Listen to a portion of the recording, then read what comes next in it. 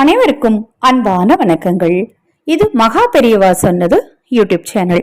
17/6/2024 ஆணி மாதத்தின் 3ஆம் நாள் திங்கட்கிழமை ஏகாதசி.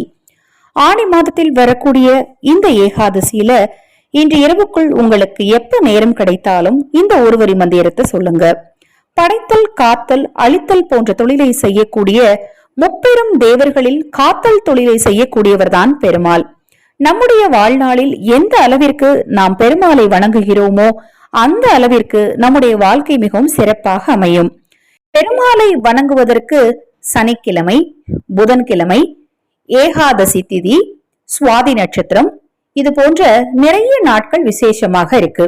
அதிலும் குறிப்பாக வாழ்க்கையில் இருக்கக்கூடிய துன்பமெல்லாம் தீர்வதற்கும், பிறவா நிலை பெறுவதற்கும், கர்ம வினைகள் தீர்வதற்கும் ஏகாதசி திதியில பெருமாளை வணங்குறது ரொம்ப சிறப்பான பலனை கொடுக்கும்.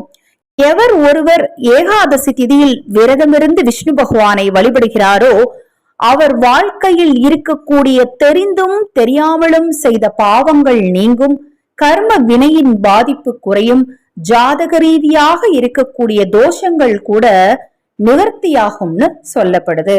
அப்படி சிறப்பு வாய்ந்த இந்த ஏகாதசி நாள்ல திங்கட்கிழமையில வரக்கூடிய இன்று இரவுக்குள் உங்களுக்கு எப்ப நேரம் கிடைச்சாலும் உங்க பூஜை அறையில ஒரு நெய் தீபம் ஏத்தி உங்க வீட்டுல இருக்கக்கூடிய விஷ்ணு பகவானுடைய போட்டோக்கு ஒரு துளசி மாலை வாங்கி போடுங்க. வீட்டுக்கு பக்கத்துல பெருமாள் கோயில் இருந்துச்சுன்னா பெருமாள் கோயிலுக்கு போய் ஒரு துளசி மாலையை வாங்கி கொடுத்து மனதார பெருமாளை வணங்கிட்டு ஓம் நமோ நாராயணாய நமக, ஓம் நமோ நாராயணாய நமக என்னும் மந்திரத்தை உங்களால எத்தனை முறை சொல்ல முடியுமோ அத்தனை முறை சொல்லுங்க.